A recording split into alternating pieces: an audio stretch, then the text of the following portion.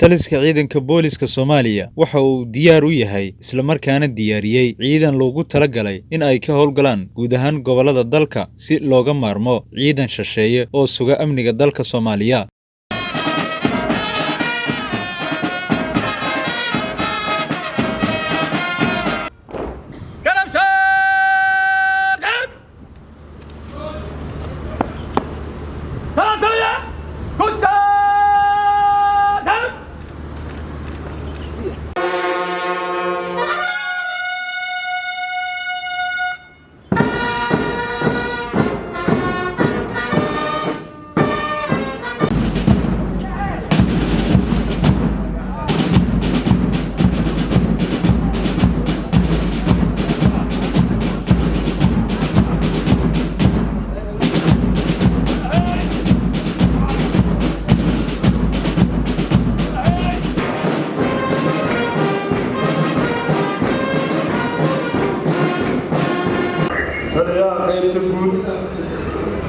ciidanka booliska Soomaaliyeed magaalada Muqdisho gobolka Banaadir bariyaha kuliyadda akademiga General Kahir Bangoyda sida hadda laga dhawaajiyay waxaa ciidankii u horeeyay oo aan hor istaago ciidan ahaan oo aan la hadlo maanta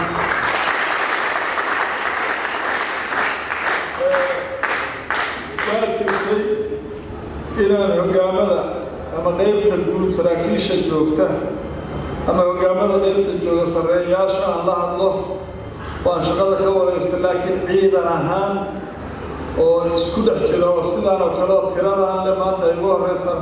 idinkana sharaf bay idin tahay anigana waxay idin tahay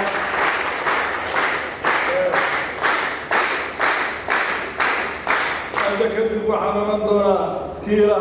kii koorsooyinkii horeeyay aan u xiran aad ka mid ahay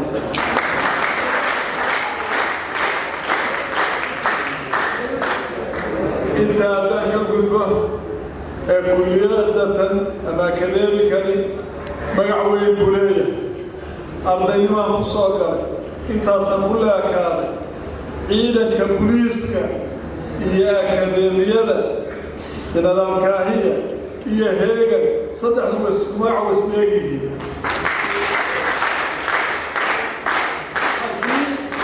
haddii aad soo hadal qaadoodo suuqa jooga ama magaalada jooga madaxdana jooga akademiyada Kahir ama aad soo hadal qaaddo heegan ama haddaad soo hadal qaaddo booliiska saddexduba isku mid macnaheedu waa calaamada lagu yaqaano oo astaanta u noqotay booliiska Soomaaliyeed oo ah hay'adda ugu facweyn hay'adaha dalkeena jira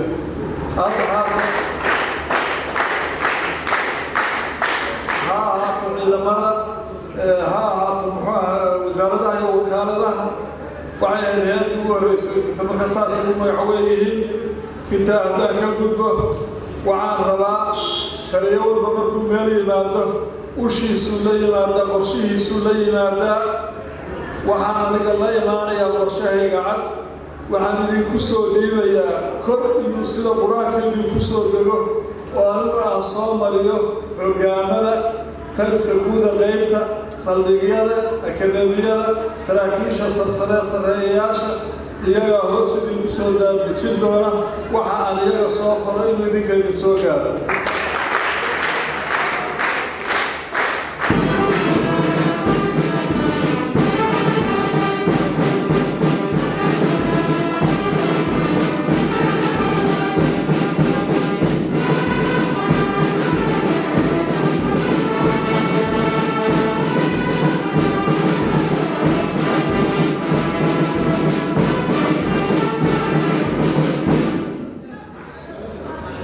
waxaan rabaa inaan waxyar idinku maro qaabka ama qorshaha ciidanka booliiska Soomaaliyeed oo laga wakiilay dowladda sidaan u dhaqi doono waxaan rabaa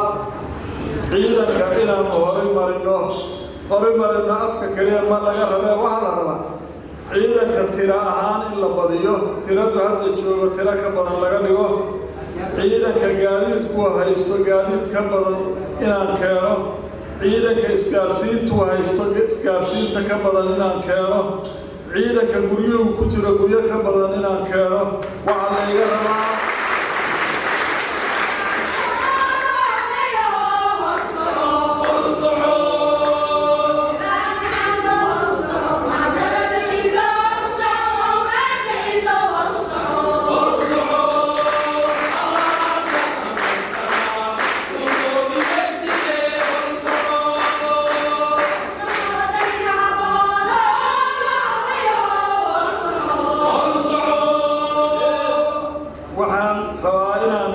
شعب oo wada socda oo mug weyn oo istiraatiijiyadda lagu gaarayo aan ka shaqeeyo waxaan u dhaafayaa hoggaamada sareeyayaasha qaybta guud inay hawsha day-to-day-ga loo yaqaan ama maalin walba socota iyagu wadaan saldhigyada qaybaha amniga si aan ugu farabarnaanaado horumarinta booliiska guud ahaan markaa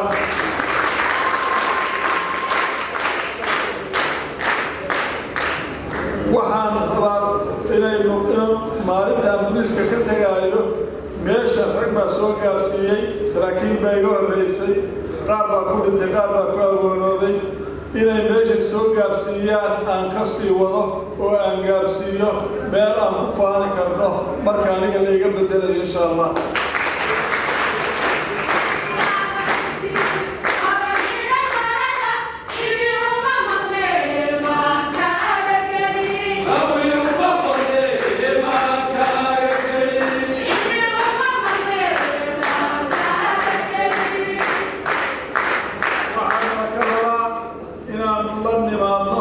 warshacad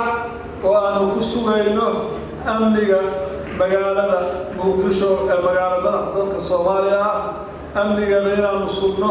oo qaabka hadda lagu sugo qaab ka duwan aanu la nimaadno waxaa hadda jira xaydaamo lagu googooyay magaalada taasoo la rabo inaan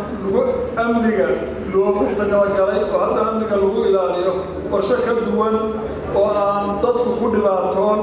oo aan caqli la nimaado aanu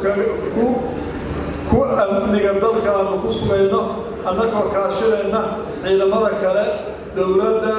iyo muxuu ahaa duqa magaalada iyo gobernatooraha iyo duqa magaalada isla inaanu la nimaadno qorshe cad oo habaysan oo amniga aanu ku sugayno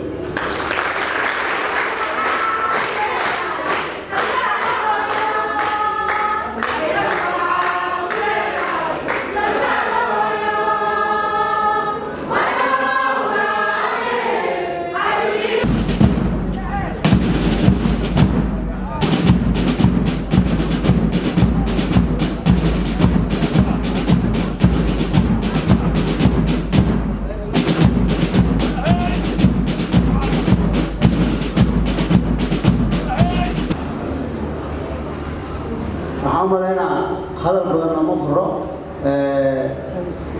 ciidanka maanta koorsada loo soo xiray waxay nasiib u yeesheen inay helaan taliyihii ugu horreeyey oo asagoon ciidan kale la kulma hor yimaada waxaan aad u rajaynayaa inaad nasiibkaas ka faa'iidaysataan oo mar dambe aan koorso laydii soo xaray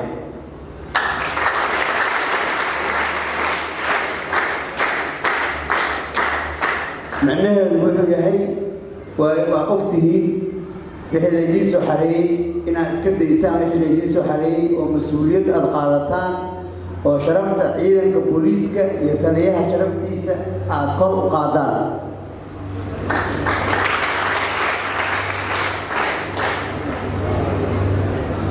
taliye aad baan ugu faraxsanahay inaan hortaada imaado ood ii ogolaato inaan hortaada imaado ka hadlo ciidankan waa run sida uu sheegay hoggaanka jenaraal cabdirashiid waa soo noqonaynaa oo waa imaanaynaa oo waxbarashada booliiska waa loo baahan yahay in mar walba la soo celiyo ciidanka oo koorso loo xiro laakiin waxaa la rabaa qoladii koorso loo soo xareeyo inay ka faa'iidaystaan oo ay gaarsiiyaan ciidanka kale oo hadda ay u tegi doonaan maadaama ayagu ay fresh yihiin ay duruus soo qaateen.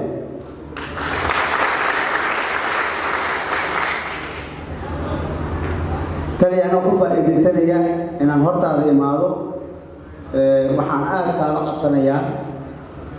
kooxda heegan oo hortaada joogtay oo aad u jeeday duruufahooda in aad waxa ugu horeeya oo sharafta booliiska iyo codka iyo meelaha aan tagno aan ku muuqanaa waa ayaga.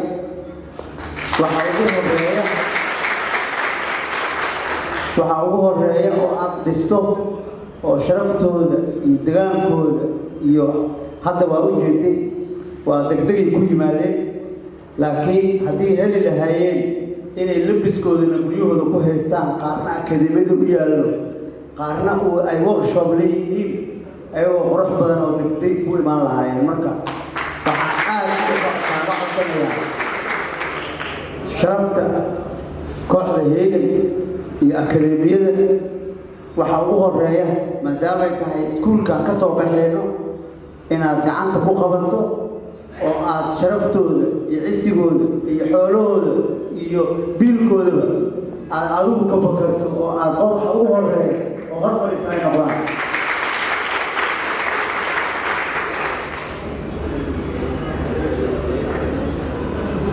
tani waxaan u taaganahay inaan awaamirtaada fulino, awaamirta booliiska fulino, si sharaftana aan gudano. waxaan kugu soo dhaweynayaa inaad hadalkaagii na tiraahdo awaamirtaada na siiso si aan ku qaadano.